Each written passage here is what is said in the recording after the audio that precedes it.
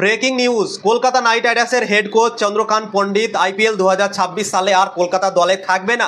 সে নিজেই বলে দিয়েছে কি আমি আর থাকতে চাই না কলকাতা নাইট রাইডার্সের দলে। কলকাতা নাইট রাইডার্সের যে অ্যাকাউন্ট আছে সেই অ্যাকাউন্টে পোস্ট করে জানিয়ে দিয়েছে সবাইকে কি চন্দ্রকান্ত পণ্ডিত আইপিএল 2026 সালে আর কলকাতা নাইট রাইডার্সে কাজ করবে না।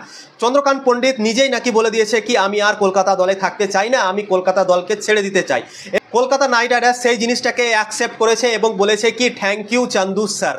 তোমরা এই পোস্টে দেখতে পাচ্ছ, এই পোস্টটাই করেছে কলকাতা নাইট রাইডার্সের যে অ্যাকাউন্ট আছে সেই অ্যাকাউন্ট থেকে এই পোস্টটা করা হয়েছে এবং সবাইকে জানিয়ে দেওয়া হয়েছে কি কলকাতা নাইট রাইডার্সের দলে আর থাকবে না চন্দ্রকান্ত পণ্ডিত। আইপিএল 2026 সালে হেড কোচের ভূমিকা অন্য কেউ পালন করতে পারে, এখনও ফাইনাল হয়নি, কিন্তু চন্দ্রকান্ত পণ্ডিতের জায়গায় আইপিএল 2026 সালে অন্য কেউ কাজ করবে। তো অনেক বড় ব্রেকিং নিউজ, 3 বছর কাজ করলো চন্দ্রকান্ত পণ্ডিত কলকাতা নাইট রাইডার্সের দল থেকে, 3 বছর সে হেড কোচের ভূমিকাটা পালন করলো। 2022 সালে তাকে হেড কোচ করেছিল কলকাতা নাইট রাইডার্স এবং 2023 সাল থেকে কাজ শুরু হয়েছিল তার। 2023 সালে কোচিংগিরি করেছে, 2024-এ করলো, 2025-এ করলো। এই 3 বছর কোচিং করার পর একবার কলকাতা নাইট রাইডার্স চ্যাম্পিয়ন হতে পেরেছে 2024 সালে। তাও আবার গৌতম গম্ভীর ছিল চন্দ্রকান্ত পণ্ডিতের সাথে, তাই জন্যই কলকাতা নাইট রাইডার্স জিততে পেরেছিল।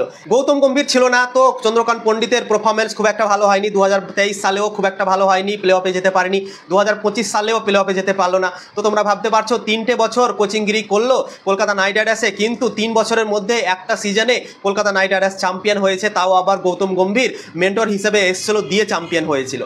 তো 3 বছর কোচিং করার পর চন্দ্রকান্ত পণ্ডিতের যদি তোমরা পারফরমেন্স দেখো তাহলে কিন্তু মনে হবে খুব একটা ভালোও করেনি, খুব একটা খারাপও করেনি, 50-50 আমার মনে হয় পারফরমেন্স করেছে একজন কোচিং হিসেবে।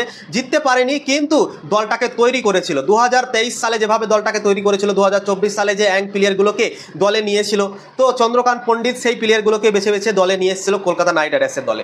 তো এই জিনিসটা কিন্তু ভোলা যাবে না, কোচিং তার ভালো হয়নি, কলকাতা ভালো পারফরমেন্স করতে পারেনি 2023 সালে, 2025 সালে, কিন্তু 2024 সালে চ্যাম্পিয়ন হয়েছিল গৌতম গম্ভীর, সেখানে ছিল, গৌতম গম্ভীরের সাথ পেয়েছিল চন্দ্রকান্ত পণ্ডিত এবং সেই জন্যই সেই বছর কলকাতা চ্যাম্পিয়ন হতে পেরেছিল। এবং গৌতম গম্ভীর যখন চলে গেল তখন আবার সেই একই কাহিনী হয়ে গিয়েছিল। তো একজন কোচ হিসেবে টিমকে ঠিকঠাকভাবে কিন্তু চালাতে পারেনি সে, কিন্তু প্লেয়ারগুলোকে অনেক কলকাতা দলে নিয়ে এসছে, যেমন অ্যাং প্লেয়ার অঙ্কিরিশ রঘুবংশী, হর্ষিত রানার মতো প্লেয়ার। এই প্লেয়ারগুলো কিন্তু হর্ষিত রানা 2023 সাল থেকেই কলকাতা দল থেকে খেলতে শুরু করেছে এবং নাম কামাতে শুরু করেছে। তো চন্দ্রকান্ত পণ্ডিতের ফাইনাল খবর চলে এসেছে, চন্দ্রকান্ত পণ্ডিত আইপিএল 2026 সালে আর কলকাতা নাইট রাইডার্সে থাকবে না এবং বোলিং কোচ ভরত অরুণকে নিয়েও ভাবনা চিন্তা চলছে, সেও নাকি নাও থাকতে পারে কলকাতা নাইট রাইডার্সের দলে আইপিএল 2026 সালে, সেও নাকি চলে যেতে পারে কলকাতার দলকে ছেড়ে। তো এখনও তার ফাইনাল খবর আমরা পাইনি, কিন্তু চন্দ্রকান্ত পণ্ডিতের ফাইনাল খবর চলে এসেছে এবং সে নিজেই বলে দিয়েছে কি আমি আর কলকাতা দলে থাকতে চাই না।